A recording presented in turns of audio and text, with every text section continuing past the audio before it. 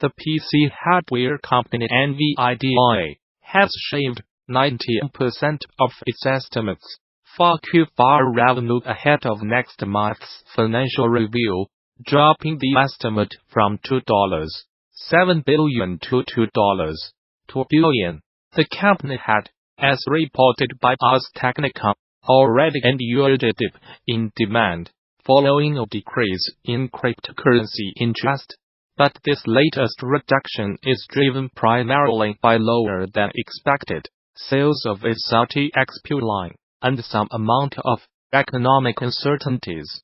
Nvidia now says that sales of the RTX line were below the company's initial expectations, something that could boil down to the fact that not many released games have taken advantage of some RTX exclusive features quite yet. As pointed out by us, currently Battlefield E is the only PC game on the market that makes use of the RTX ray tracing tech. These products deliver a revolutionary leap in performance and innovation with real-time ray tracing on die. But some customers may have delayed their purchase while waiting for lower price points and further demonstrations of RTX technology in actual games, explains Nvidia CEO Jensen Huang in a letter to investors. Those aforementioned economic uncertainties hit both the consumer and data center segments of Nvidia's usual business. As we worked through Q4, the global economy decelerated sharply, particularly in China, affecting consumer demand for Nvidia gaming parts, explains Huang. Later on in the letter, he notes that a handful of deals for companies that handle things like cloud computing or deep learning AI models failed to close toward the end of the quarter as customers around the world became increasingly cautious due to economic uncertainties. Video Game Deepcase's weekly newsletter from video game industry watcher Simon Carlos, DD, Gamasutra co-runner, rounding up the best long-read standout articles videos about games every weekend. This week's highlights include a look at Norse's new commissions in the video game space, the crunch-free development of Slime Rancher, and a very off-kilter procedurally generated dating game, among other things. As always, there's lots of good material here. From podcasts through videos to articles, please take the time to read, enjoy, and even tweet at the creators if you liked it. You'd be surprised how little people get complimented on the internet, or maybe you would not. Until next time, Simon, curator. NASA turns to games for a new generation of space art. Podium. How we get to next article. NASA spent much of the 20th century commissioning painters and illustrators to imagine the future of space exploration. When Jeff Norris, the head of Mission Operations Innovation at NASA's Jet Propulsion Lab, JPL, wanted a way to inspire a new generation of potential engineers, scientists, and astronauts, he turned to a modern alternative to those artists, a games developer. Steam 2018 Year in Review, on the Steam community article. You may not remember this, or maybe you do, but the first couple of years for Steam were pretty rocky.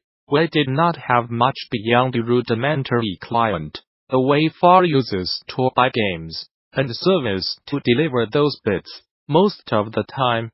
Fast forward to 2018 and the challenges we faced this year alone were far beyond what we imagined back when we first launched the Star. Simon, just note, while being a lot more open than previously is good. What happened to the Queen's Golden Way? People make games YouTube video. About a decade ago, the Queen was sent a golden console as part of a PR stunt for a Forgotten Way game called Big Family Games, but she never actually received it. Why not? Where is it now? We've decided to try and find it for ourselves. How? Slime Rancher. made a ton of money and stuck to 0-hour work weeks. Patrick Klepek, Waypoint article. As part of reporting this story, I spoke with several employees who do added work under Popovich. Everyone was given an opportunity to speak off the record about their experiences, but all vouched for his claims about what it's been like to make Slime Rancher, describing a studio where crunch was exceedingly rare, and people are told to go home. Bad cooking, procedural romance in a digital world. Emily Dar Eurogamer article. And when you are making a procedural generation-laden game about love, compatibility, dating, and rejection, it's important to break down your thoughts on this sort of thing ahead of time. For the past several months, Tanya X.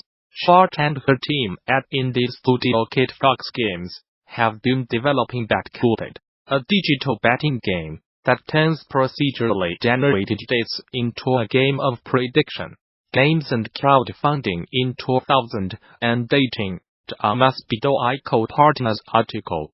Following the trends from the last few years, most of the game's category numbers are driven by the tabletop games projects, with video games representing about 1/10 of the money raised by them.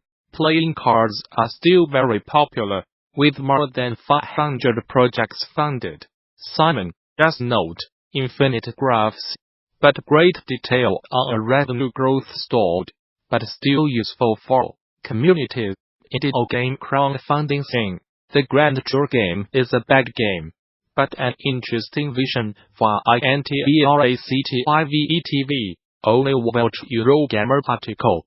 Just a few weeks after Netflix released the Black Mirror episode, Bandersnatch Charlie Brooker's Slick game literate hybrid of high-end drama and choose your own adventure its great rival in streaming video. Amazon is here with a very different vision of the intersection of video games on television. It's the Grand Tour game, an episodic, casual racing game spun-off from the expensive antics of three elderly boys. Your game studio does not have to survive to succeed. Tanya's Adventure Beat article. By this point, hopefully we'll have all laughed and moved past the idea that just to make a good game is good business advice. However, it's a little disgusting truth that there are smart, savvy indies that do indeed follow this advice, and indeed knowingly risk the closure of their studios. And even if those studios close, both leaders and employees can potentially come out the better for it. Why friendly I cheat in Ghost Recon Wildlands via one name's YouTube video. Sometimes, if you want to make your game work as intended, you need to cheat a little bit. In this video, I examine one of the best cheating systems in recent years, the Companion 9 of 2017, as Ghost Recon Wildlands, Life of the Grid, Part 1, Making Ultima Underworld. Jimmy Moore the Atlanticarian article. 3D graphics were, one might say, baked right into Looking Glass's DNA. Paul Neurath and Ned Lerner, its two eventual founders, met one another in 1978 a computer science course at Wesleyan University, where Neurath was studying environmental science, Lerner physics.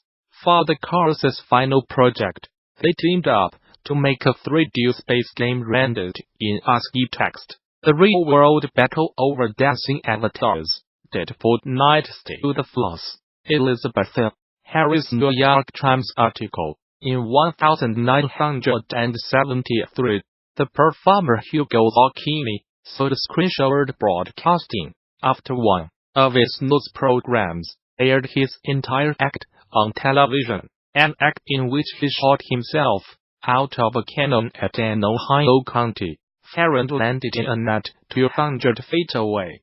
Today, a new set of cases is merging the legal boundaries of who control certain performances. Simon does note, yes, there's been a lot of articles on this, but this one goes a lot deeper. Legally, Thoughts on Detroit Being Human, Thomas Grip, Frictional Games blog article. Quantic Dream learns with each game and addresses their issues with no features.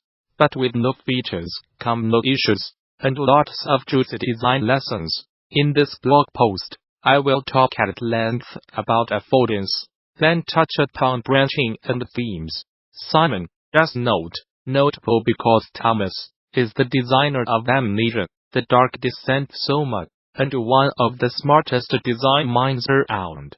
The best new music festival is in Minecraft, Louis told a noisy article. When Charlie XCX bellowed, "What the fuck is up Firefest?" I felt a rush of tingly excitement, even though I had not made it through the festival gates yet.